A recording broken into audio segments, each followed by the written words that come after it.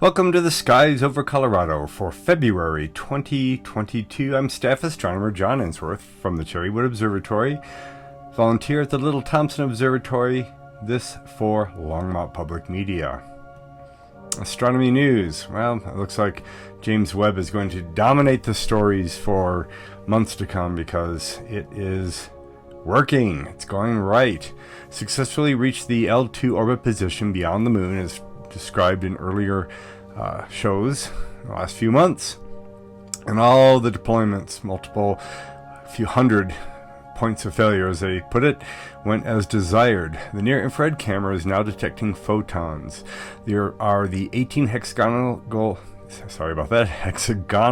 segments that need to work as a single light-collecting surface. You can see those pictured in the illustration on the right.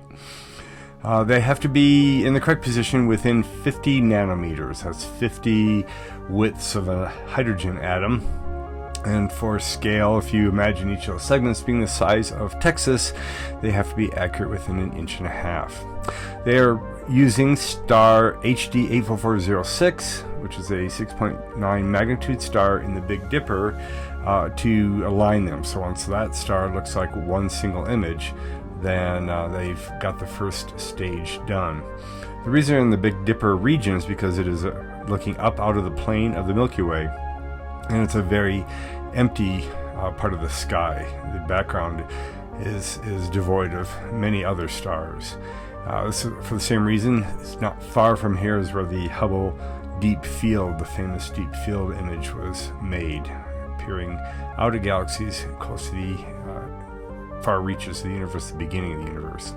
But they have 5 more months to work on this to bring it up to operations. A new class of neutron star is now theorized to exist. Here's an artist's illustration of this thing. Those loops around it are important. It was a point in space that was discovered releasing a tremendous flash of energy about 3 times an hour. It's 4,000 light years away, so it's within our galaxy, and it appeared and then stopped every few hours, which is a totally new phenomenon. About every 20 minutes when it was active, it became the brightest radio source in the sky, or one of. So the conclusion, this is what they think, is it is a slowly spinning type of neutron star that is classified as a new class of magnetar. Now we know of magnetars as being highly magnetic neutron stars, but we thought that only occurred for a brief period of time after the neutron star forms. Then the thing slows down a little bit and the magnetic field drops down to more normal levels for a neutron star. So this is interesting. How do you have a slowly rotating one that is doing this? And that might be why it's having this unusual behavior. Now we have from slow moving neutron stars to go to Earth spinning faster. To give you context here, hundreds of millions of years ago, the Earth rotated about 420 rotations, in a year, which gave us a just under 21-hour day, about 20.9.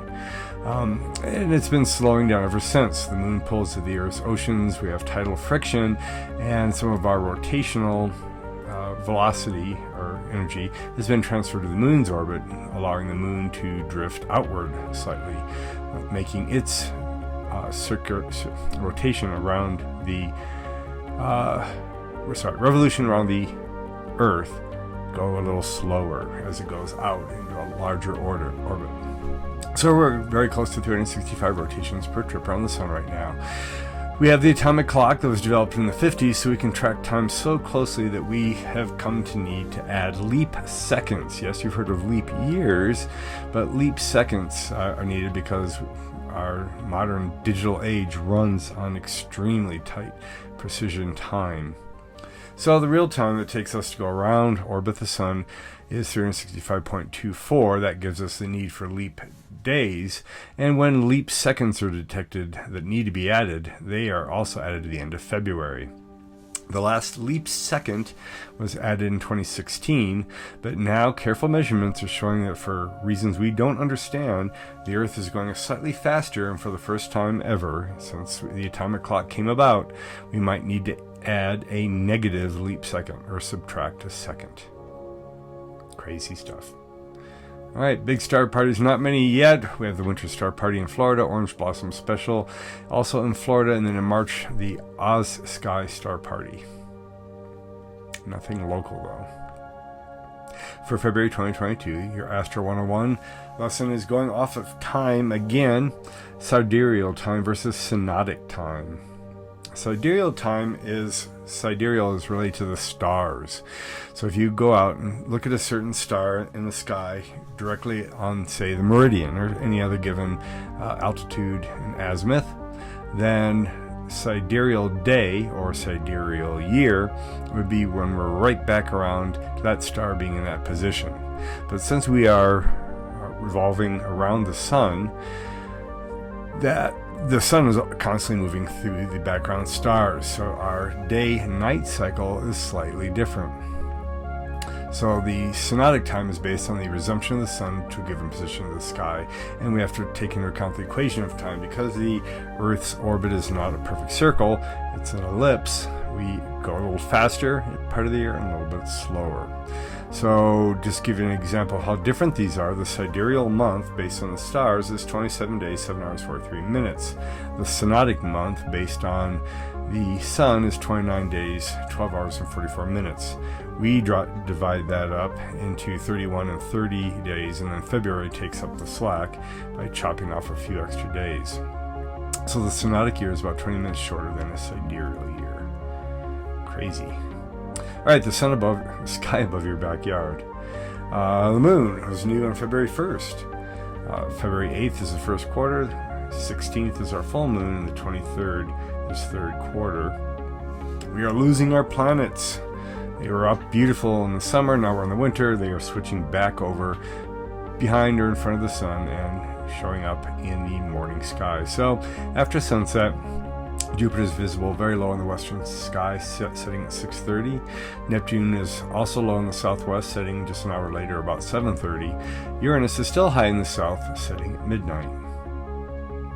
So there's Jupiter and Neptune and Uranus up here. Yep, there's other little things in here, but unless you want to find the asteroid series or these comets, not much to see there. If you're out right around midnight, you're just not going to see anything. There are no planets up at the midnight hour. Nice and empty. The moon will be traveling throughout the month, so you'll have something to look at given which week you're in. In the morning sky, everything is starting to crowd in there. In fact, our observer challenge is going to go off of this. So Venus returns rising about 2.5 hours before sunrise, Mars about 2.5 hours, Mercury about an hour and a half before sunrise, and Saturn just 30 minutes before sunrise.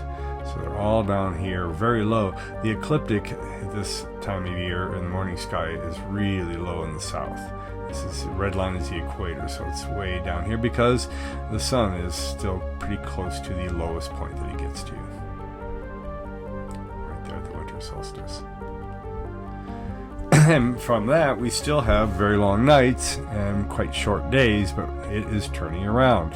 February is a pretty good gain time month, with sunrise going from 7:07 to 6:30, sunset backing up from 5:20 to 5:50, going from 10 hours and 12 minutes of daylight to 11 hours and 17. So we get more than an hour of light in February added to the day, and that will become noticeable. You'll start to be able to see what you're doing going to and from work. The sun gains altitude of 10 degrees in the southern sky when it crosses the meridian.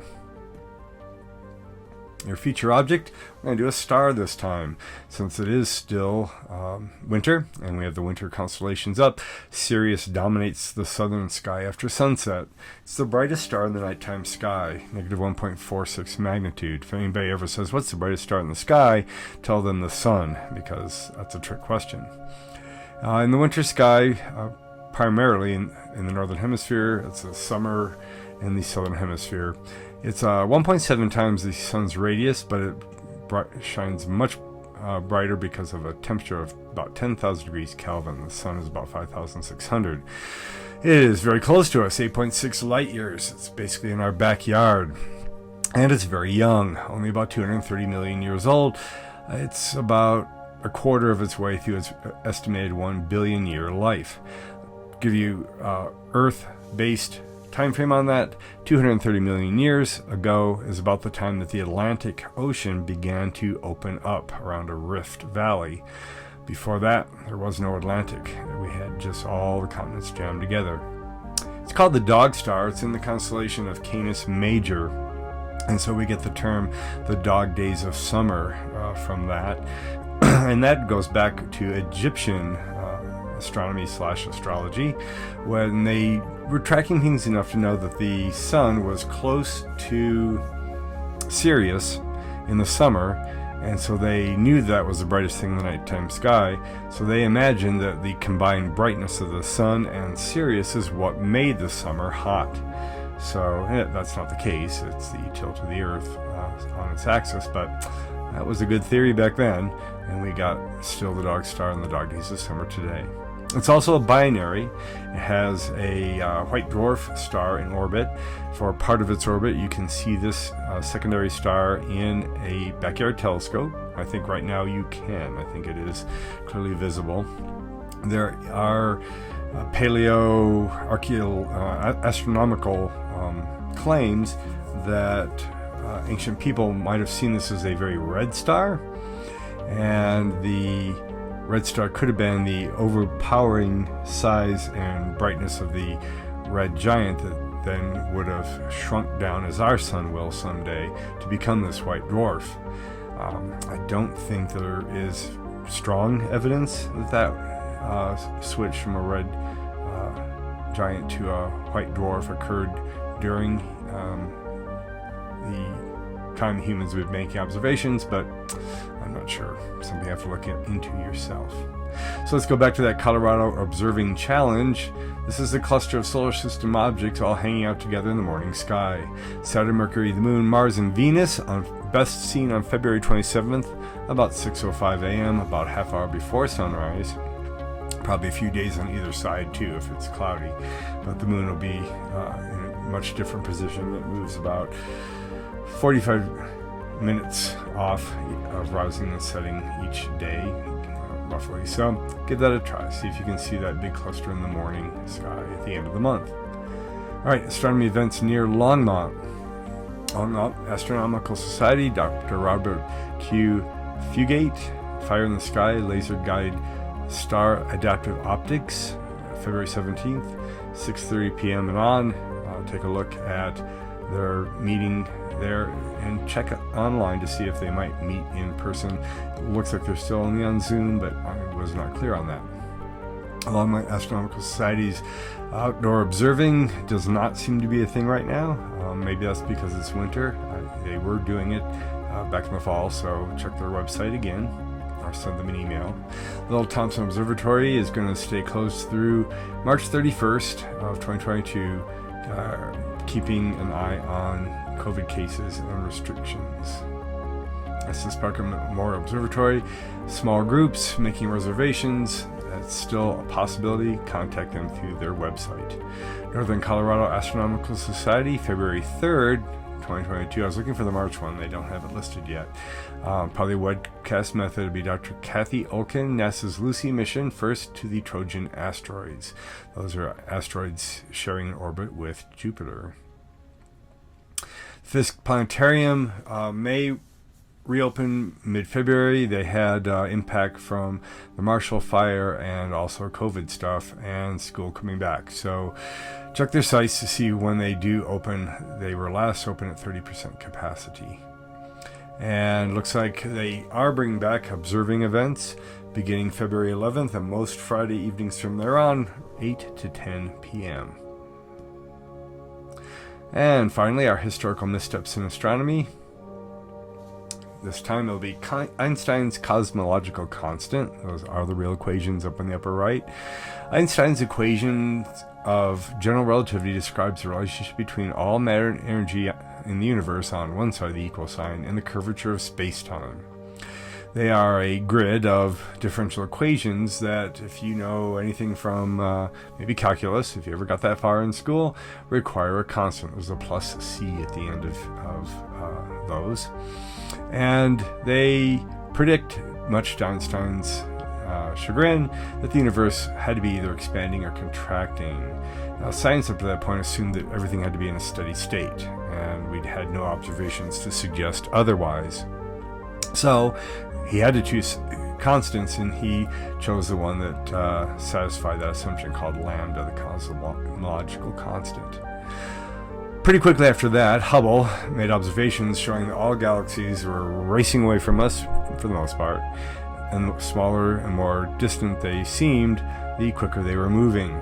And so he showed that the universe was expanding. Einstein called that one of his greatest blunders. But in modern time, starting about 1998, we now know that there is an acceleration to this expansion. We have given it the placeholder term dark energy. But at this point, even though some people get a little sloppy and call this the cosmological constant, in reality, we don't know if it really is the same. We don't know if it acts the same. And so, probably not. For now, assume it's not. Maybe by the end of the 2020s, we'll have enough observations to say what type of phenomena this is. If you have any additions or corrections, contact me, John Ensworth at gmail.com. This has been the Skies over Colorado for February 2020. Keep looking up.